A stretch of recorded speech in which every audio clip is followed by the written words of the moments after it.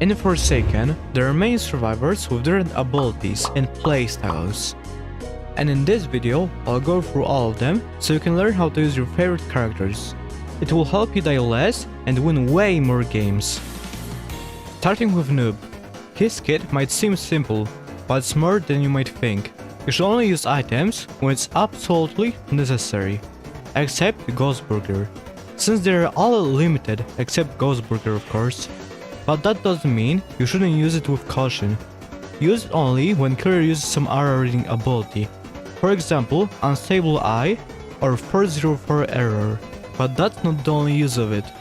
You can use it also for escaping from minions like Pizza Delivery or 1x Zombies, since for the duration of Undetectable, they won't target you, like you are not there. It can save you in multiple situations. And that was just one survivor out of all 10.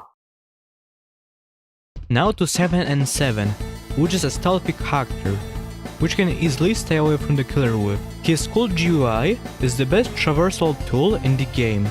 And his clones are not just to escape the killer, but you can also help your team with it on cursor movement type. And it has one secret use. Once you are one shot from M1 and killer is close to you, you can just use clone and send to killer's direction, so he is into kill animation and you can escape and regain stamina safely. And also, there's one more thing about 7 and 7 that no other character has, and he should have a different movement than all other survivors. And that's to walk like your clone. Try mastering that movement and you will make the killer question the reality, if it's the clone or not. And of course, you should mix it up with the actual clone. Now to Elliot, the best healer in the game. You should work on generators until someone gets injured, or when you have your pizza on cooldown. Generators increase the number of HP that pizza gives, so it's important to do generators so you will get the most out of your ability.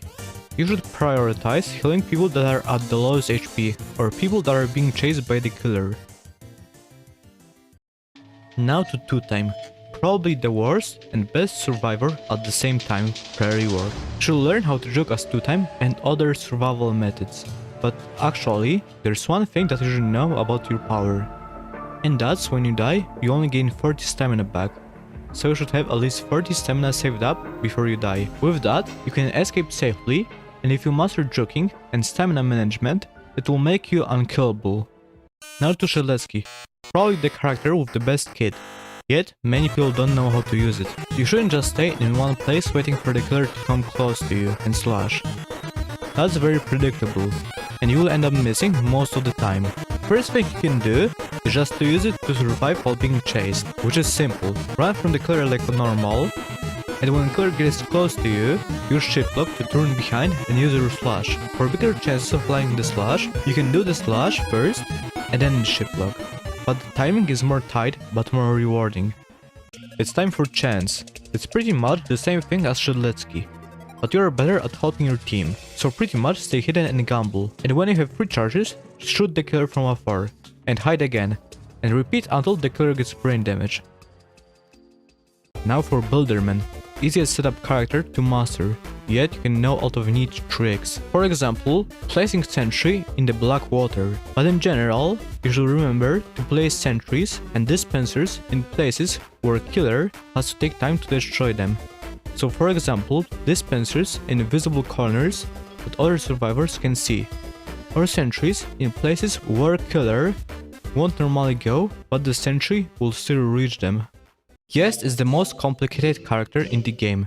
It's easy to counter and hard to play as. You need to predict killer very well, and there are a few tricks for getting easy blocks, like using an item like Bloxicola or Medkit, and cancelling it last second to block. This also works for generators. Remember to not use the same tricks over and over again, since they are less likely to work every time. Do them like once or twice maximum to get the best results, and switch it up every so often. Strategies for getting guest blocks are infinite, so you should experiment with it as much as you can.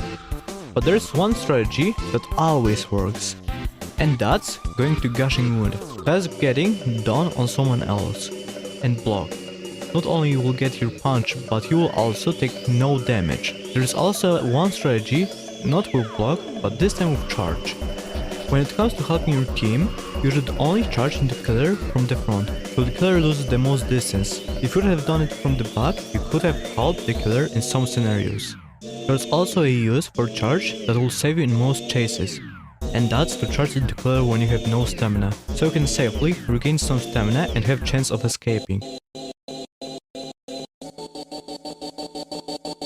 Now to a simpler character, which is Top.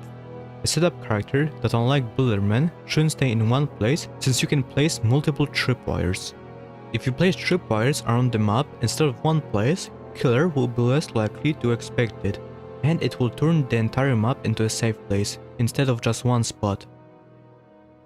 And last is Dusekar, a character that might seem difficult, but it's actually not if you just stay away from the killer or just camp at high ground like castle or mountains, and use your abilities far from the killer so he can damage you after using your abilities. If killer happens to go for you after using your shield, you can just cancel it just by looking away on mobile or taking your mouse off survivor that you're just shielding on PC. That's about all. I hope I helped, and if I missed anything then let me know.